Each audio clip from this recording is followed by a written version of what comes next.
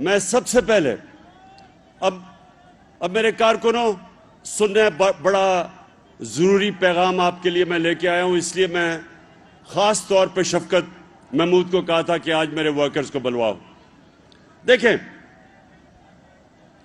आपको सबको इलेक्शन की तैयारी करनी है। आप इंशाअल्लाह अगले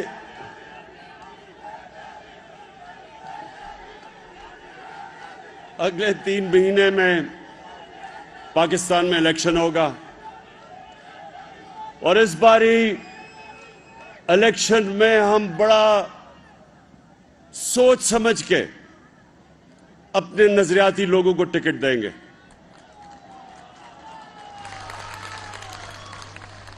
हमारे से माजी में गलतियां हुई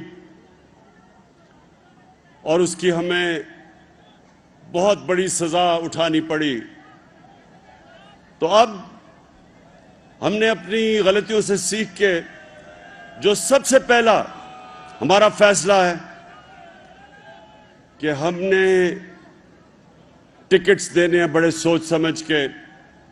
पहले तो जितने भी एमपीज यहां बैठे हैं, जिस तरह खड़े हुए हैं हमारे साथ, इंशाल्लाह सबको हम टिकट देंगे जो ये मुश्किल वक्त में हमारे साथ दिया इन्होंने।